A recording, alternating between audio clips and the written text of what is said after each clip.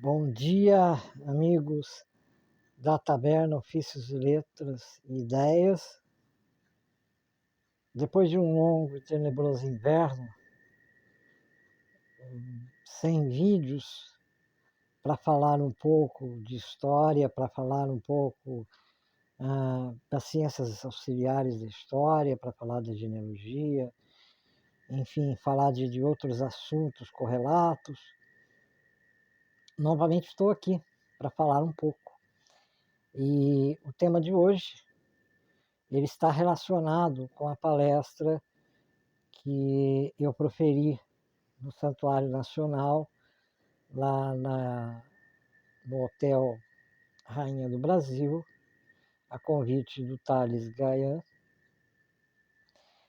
para falar sobre paleografia. Nós sabemos que a paleografia é o estudo, a descrição e a evolução da escrita ao longo dos anos, né? Os seus significados, as palavras diferenciadas, também com significados diferentes, né? E que é uma área da filologia, principalmente, que trabalha com isso, para que você possa entender um pouco do mecanismo de determinadas épocas, das expressões que eram usadas, para que desse um entendimento na época, né? Só que a paleografia é uma coisa extensa, se você for pegar desde os primórdios, ela tem inúmeras variações, inúmeros estudos, e cada qual profissional ele escolhe a área que ele está mais assim afeita, onde ele está trabalhando. No meu caso, né, trabalho com documentação de leitura paleográfica com documentos brasileiros, até mesmo portugueses, a partir do século XVI, praticamente. Leio alguma coisa também do período quinhentista, que é bem difícil a leitura, mas a partir principalmente do século XVII.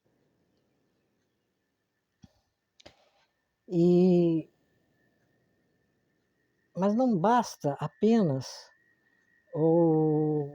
a questão da leitura paleográfica do léxico, da parte da síntese, a parte gramatical. Uma coisa que eu sempre procuro estar destacando é você ter o espírito também atento, além da experiência de ler o documento em que você bate o olho e identifica a palavra, além do que documentações oficiais, principalmente, elas têm uma forma muito uniforme enquanto em escrita, que a gente acaba se acostumando, sabendo que aquilo não muda muito, como no caso dos testamentos, em que você começa em nome da Santíssima Trindade, e assim vai. Então você sabe que tem esses mecanismos que facilitam a leitura. Mas muito além dessa leitura, e é o que eu tentei destacar durante a minha palestra na semana passada, é o conteúdo colocado no documento. Esse conteúdo, a gente sabe, não é nenhuma novidade, é um conteúdo que hoje na história ele pode ser interpretado de diversas formas, dependendo de como o historiador, o pesquisador, indaga esse tipo de documento. Ou depende também do tipo de pesquisa a qual você se propõe a realizar, o objeto, o objetivo, né, que você procura estudar. Por exemplo, eu vou estudar, eu vou citar o caso de um amigo, vou estudar as fiandeiras entre o final do século XIX e começo do XX. Então, eu tenho por objetividade, dentro de um projeto acadêmico, chegar a um determinado ponto comum, como é em todas as academias, de provar determinadas coisas e de além de tentar compreender, principalmente compreender como se dava esse relacionamento entre as pessoas da época. Isso é uma história que eu considero uma história a miúde, uma história de cotidiano, que é uma história que não é aquela história positivista. Logicamente que isso não é nenhuma novidade que eu estou dizendo para historiadores, mas é muito importante que se diga que, além da própria função de paleografia, o resgate desse pensamento ou desse conjunto de pensamentos de um país que nós temos como plural, é de uma pluralidade os pensamentos, é de uma pluralidade as vivências, tanto no século XIX quanto no período colonial. As vivências elas são diferentes, embora muitos dos acontecimentos, para quem costuma ler essa documentação, seja para pesquisa ou pura transcrição, a gente percebe que muita coisa não mudou, né? Continua algumas coisas a mesma coisa, né? No tipo de tratamento, no tipo de resolver os problemas, as contendas, as demandas que vão aparecendo, e os interesses particulares e também as relações sociais que vão se dando a partir do momento em que você não, que você vive em sociedade, que você está ali, né? E nós temos a realidade de pessoas que se relacionam dentro de uma sociedade, mas que não necessariamente têm níveis de graus de parentesco, mas principalmente aquelas também que têm nível de parentesco. E que você percebe através da documentação que elas são multifacetadas, depende muito das situações de momento, as resoluções dessas demandas são diferentes. Então, um exemplo, eu tenho a favor, numa determinada contenda, parte da minha família e a outra parte não é a favor dos pensamentos que eu expresso, dependendo da contenda que eu expresso dentro de um processo, por exemplo. Então, essa coisa é uma coisa muito intrincada. E mais intrincada ainda, como aí eu vou citar casos meus também, que são muito caros, a questão do poder, da justiça, da criminalidade, que você vai vendo pontos e percebendo a complexidade de como as coisas eram entendidas, eram aplicadas naquela época. E hoje a historiografia ela está redescobrindo algumas coisas, mas ela está descobrindo outras. Mas, enfim, dentro desses aspectos que eu citei,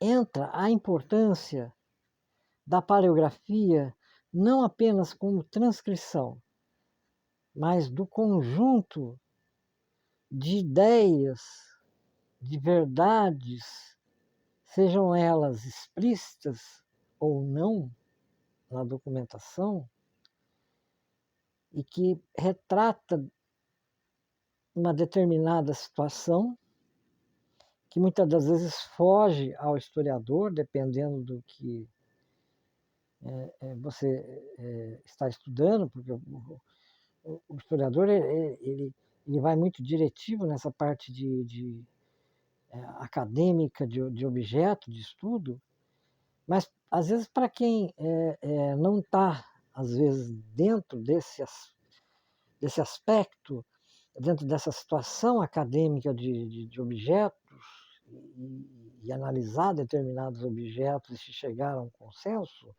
chegar a uma dita verdade, que pode ser provada, você enxerga um outro conjunto de coisas que nós precisamos, dentro da paleografia, valorizar. E, ao mesmo tempo, valorizar essa paleografia, valorizar também a função de um paleógrafo, não é? Ele está preservando não só o aspecto material, que esse aspecto material tem sido preservado, né?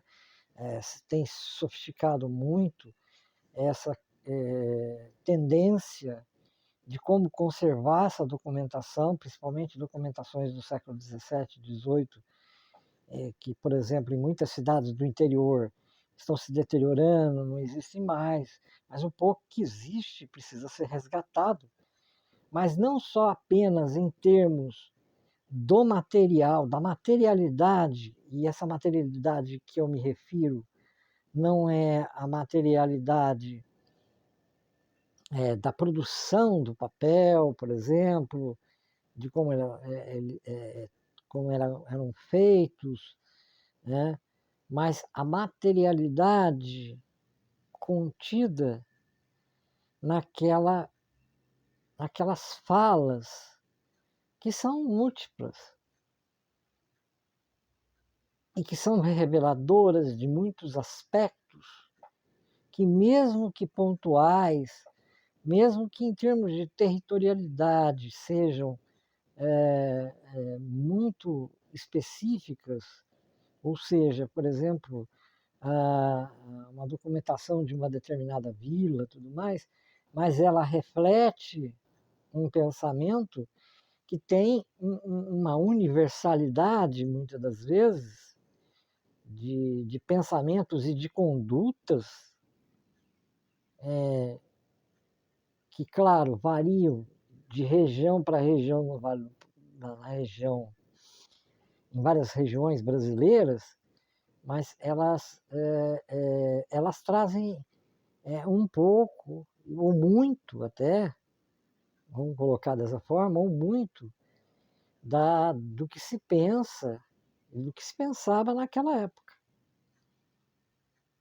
Então, o ato do exercício da paleografia, ela poderia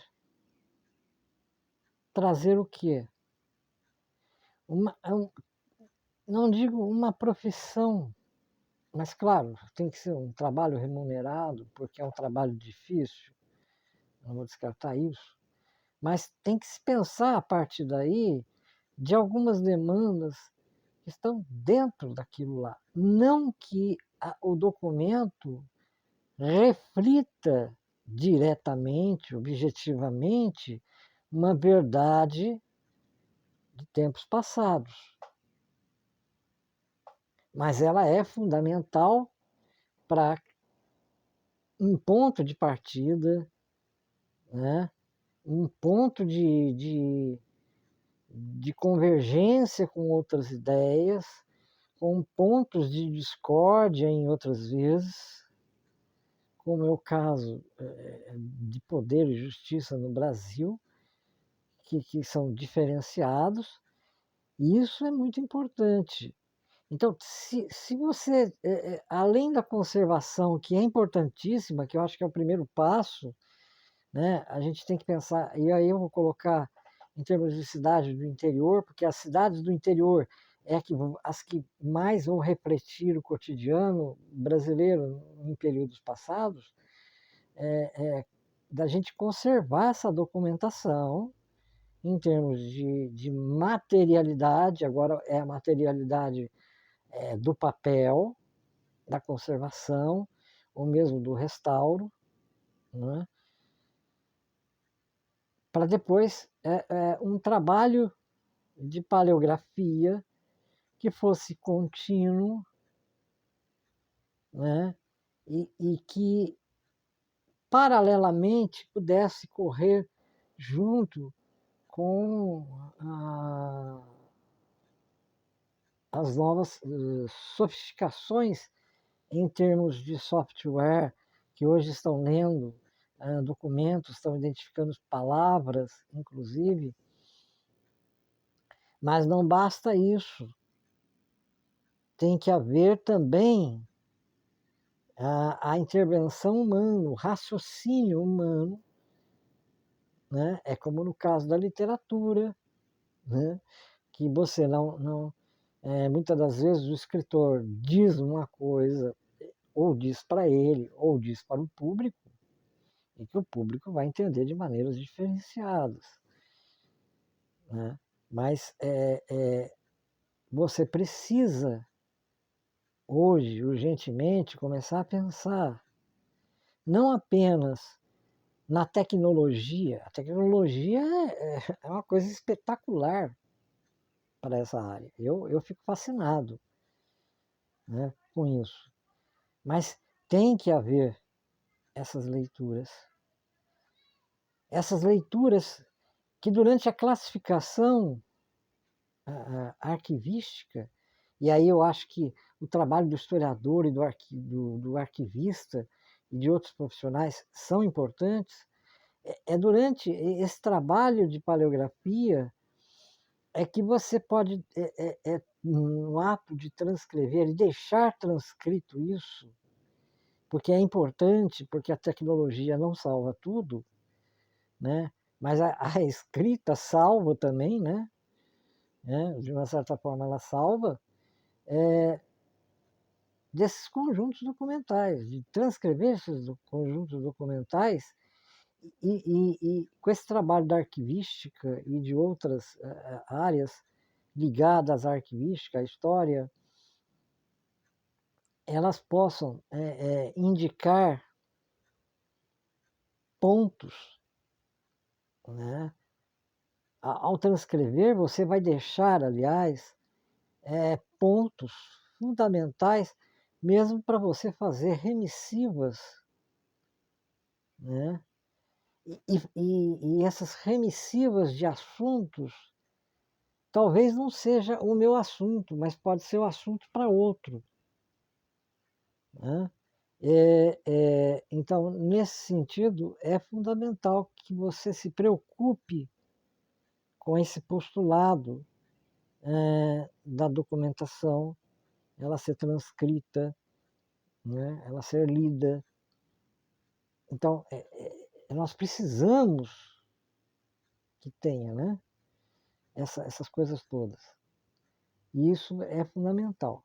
A gente vai continuar falando sobre isso em próximas oportunidades, abrindo mais o leque aqui no nosso canal do YouTube, Taberna Ofícios de Letras e Ideias. Mas eu quero que vocês parem para pensar nisso, vocês que trabalham com documentação. Tá ok? Gente, um grande abraço, né? E estou aqui de volta na medida do possível para conversar com vocês. Um grande abraço, um grande beijo e até a próxima.